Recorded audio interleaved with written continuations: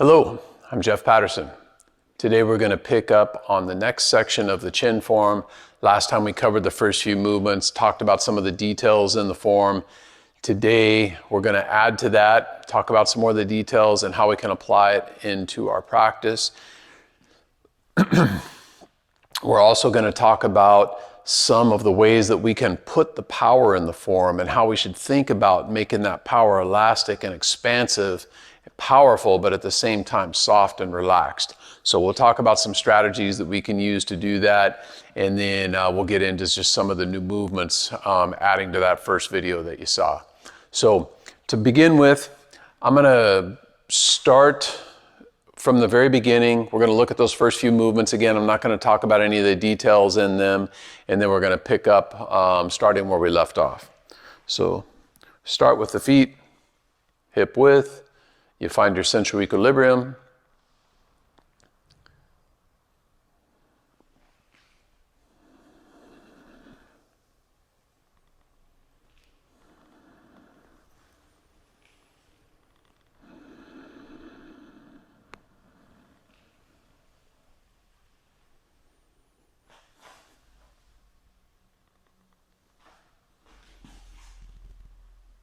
Now this is where we finished last time. Now from here, you're going to think about almost like you're playing tug of war and you're pulling a rope, you're shifting your weight, you're using your whole body. You pull back with the hands, sink and settle down. Now I turn that right hip forward and shift the weight into that lead leg a little bit. And then I open the hands up almost like I was pulling a bow. And you want to think about that power in both directions expanding. So I'm using my chest bow and also my spine bow here as I open up. Now into this next movement, I'm going to do a yin coil with that lead hand. And this is like a parry here. One of the applications is a parry. So as I do this movement, if I'm using it for a parrying movement, I'm also going to slip the head a little bit to the side. So when I parry, that punch is coming here. I move the head so that punch is going to graze by my head when it's delivered. So from here, one, parry, pivot that front foot to 45, step into a cat stance here. This hand at the elbow, palm up. Bring the hand up, underneath, down. The hand and the knee come up together. The palm turns out, this palm turns down. Pause.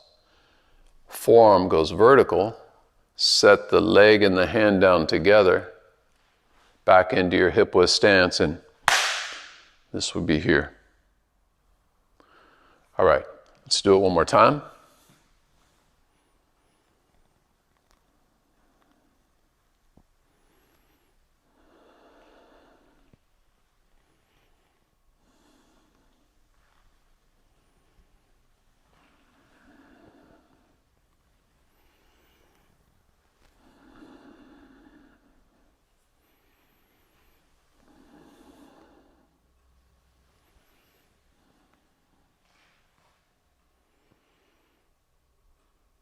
Look at it from the side.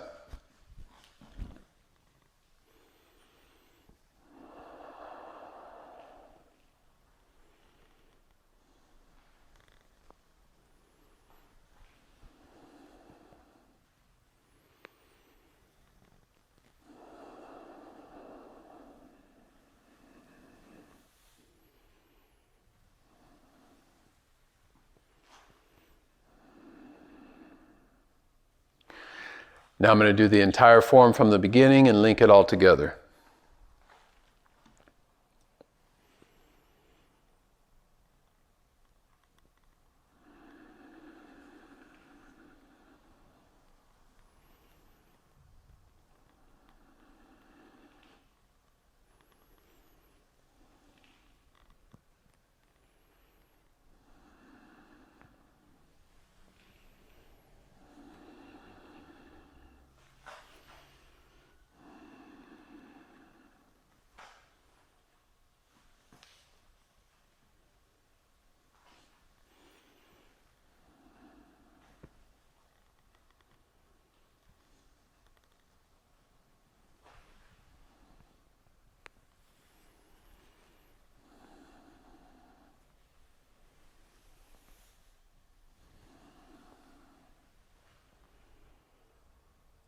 And now that you see some of the details, let's turn around so you can follow along with me.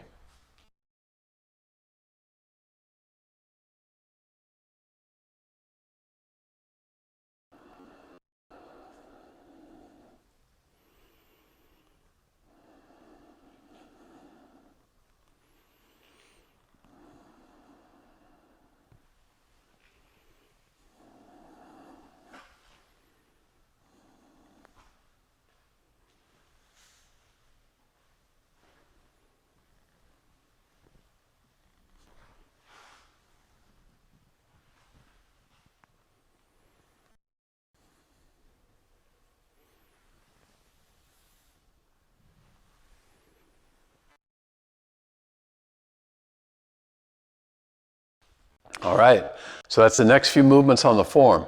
Now, in the beginning, I talked about learning how to make the power in the 6 directions. You want to always think about having power to the front, to the back, to the left, to the right, going up and going down. If your structure is correct and you can feel the floor in every millimeter of the movement, with your knuckles in your finger, to your wrist, to your elbow, to your shoulder, to your hips, every piece of the body. So when I'm in a posture such as this one, I should be able, in every inch of my body, feel power up, down, left, right, front, back. If you have that connection to the floor with every piece of the body, your structure should be pretty good. It's just kind of like if you ever had to push your car. You're not going to stand up like this and push the car. You get down into it and you push. Now, when you're doing that, your energy is going one direction. In Tai Chi, it's different. We want to think about all 6 directions and having power at any one way. Because if we were pushing our car and we're really getting into it and the car rolls away, you're going to fall down. When we're doing Tai Chi, we want to be able to push with power, but at any minute, go the other direction. It's called using your substantial and insubstantial energy. So for example, I might be putting power here, or somebody else might be putting substantial force on my shoulder here. I insubstantially yield to that force and change the angle and put the substantial power here.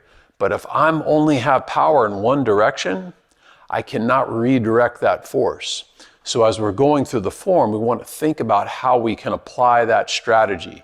Now, when you start thinking about power, a lot of times what happens is we get tight and we put a little more effort than what's needed.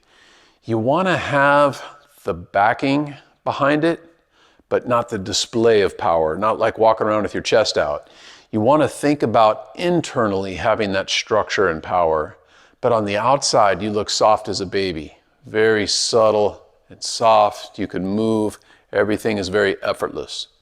When you learn how to put those 2 together, your form will be coming along good.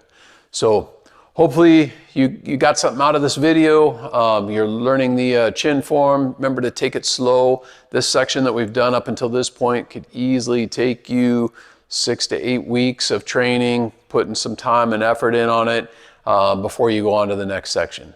Keep your eyes peeled. We're going to have new videos coming out adding to this and talking about more details and more advanced applications in the form. And if you haven't already, please subscribe to the channel below. And thanks for watching.